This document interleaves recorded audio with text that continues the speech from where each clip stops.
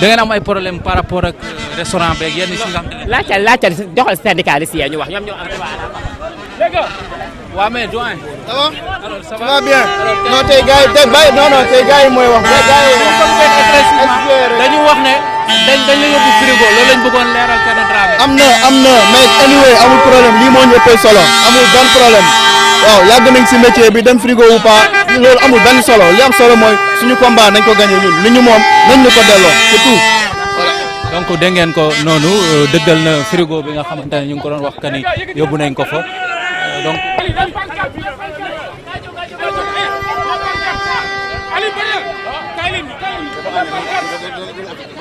donc gis ngeen pancarte yi ak yiñ ci mën a lire voilà gis ngeen noonu ñu ngi ci kaw tali bi au delà de rassemblement ak mobilisation bu ñu woote dañuy mujj def li nga xamante ne moo di marche ci kaw tali bi donc ñu gis ngeen noonu ñu daal di taxaw ci circulation bi empêché li nga xamante ne moo di dem beeg dëkk bi donc dégg ngeen leen ñuy scandé li nga xamante ne moo di Pape Alé dictateur donc dégg ngeen kàddu yi nga xamante ne ñu ngi koy yëkkati alors mu mel ni am nañu lu leen naqari ci gestion wu ki nga xamante ne moo di Pape Alé Niang et en tant que des syndicalistes ñu fàttali leen que ni ci seen i droit de revendication la ñu nekk moo xam muy waa SYNPICS ak ñi ñuy dippee ñi nga xamante ne moo di SYNPAP donc gis ngeen noonu ak seen i ay tableau de revendication donc ñu ngi noonu daal di bloqué li nga xamante ne moo di circulation bi oto yi mënuñoo dem mënuñoo dikk fi nga xamante ne moo di ci grande porte bu RTS jàkkaarloog fi nga xamante ne moo di grande mosquée.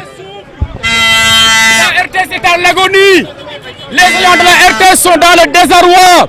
Les agents de la RTS attendent l'intervention du président de la République et de son premier ministre. Nous sommes une entreprise publique. Nous sommes un relais de la diplomatie sénégalaise. Aujourd'hui, ces travailleurs sont dans un désarroi absolu. Aujourd'hui, les travailleurs de la RTS ne savent plus à quel sein se vouer. Tout simplement parce qu'ils ont vu un directeur général débarquer et qui est en train de confisquer tous leurs acquis. Tous leurs acquis. Est-ce que cela est admissible dans un pays de droit comme le Sénégal? Aujourd'hui, les agents de la RTS, quand vous les voyez à l'antenne, en train de sourire, mais dites-vous bien, c'est parce que juste tout simplement ils sont des professionnels. Mais leur cœur pleure, les gens n'ont plus le cœur au travail. Parce que tout simplement quand vous travaillez et qu'à la fin du mois, même pour aller à la banque, mais vous êtes dans l'angoisse. À la fin du mois pour aller à la banque, mais c'est la peur qui vous tenaille. Parce que tout simplement, mais vous croulez sous le poids de la dette. Parce que quand vous avez une augmentation de salaire, mais vous avez un salaire, mais vous avez une banque, mais vous avez une banque, vous avez un dundu, sans que Pape Alé Niang dag affaire bi. Les agents actuellement, bu len waxé li fi né, wallahi do len ko gëm. La RTS qui est l'emblème, le fleuron de l'audiovisuel public ici au Sénégal, et je peux même dire en Afrique de l'Ouest, est en train de mourir de sa belle mort. Et nous attendons l'intervention des autorités publiques du Sénégal parce que l'île mënatul continuer. On a ouï dire que certains de vos collègues ont été mis au frigo à cause de vos revendications. Mais bien sûr, vous avez vu le cas de Thierno Dramé.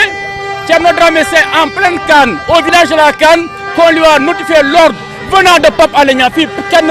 Personne n'est dupe. On sait tous que c'est lui qui est derrière parce que tout simplement Thierno Dramé, qui est un délégué syndical, a eu le courage de prendre la parole de façon publique pour défendre les droits et acquis plutôt de ses collègues de la RTS. Voilà le seul délit, en tout cas, que Pape Alé Niang a imputé à Thierno Dramé. Est-ce un délit de faire du syndicalisme? Est-ce un délit de faire du syndicalisme au Sénégal de Ousmane Sonko et de Bassirou Diomaye Diakhar Faye qui ont été des syndicalistes aux impôts et domaines ici au Sénégal? Voilà ce qui se passe actuellement dans notre pays. Voilà.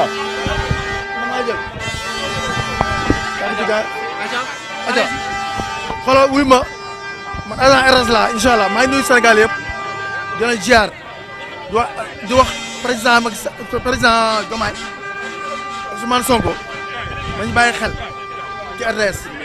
Madiane xoolal bàyyi gars yi nekk ay délégué ak ñi bokk ci bureau yi. dañuy bañ nga am problème rek. parce que doo délégué bokkoo ci benn bureau. dañuy bañ nga am problème dañu lay créer problème rek. d'accord donc da ngeen ko noonu ñoom itam ñu ngi jël seen ay précautions di xam le ne délégué yi rek ñoo war a wax donc gis ngeen leen ñu ngi retourné waat ci seen lieu de travail biñ fi njëkkee ñëw nag pour ñëw couvrir parce que au début dañu prévoir woon que seen i ay déclaration ak yeneen ci aju ci biir RTS lañ koy defee mais nous en tant que journaliste bi ñu ñëwee voilà dañu dal ci kaw interdiction au gendarmerie comme quoi dañu jot instruction que ni bu fi benn journaliste dugg et biñ ko waxee aussi ñi nga xam te ne ñoom ñoo organiser ndaje yi si la ñu xam ne ñu ngi waxtaan ci seen biir et à la suite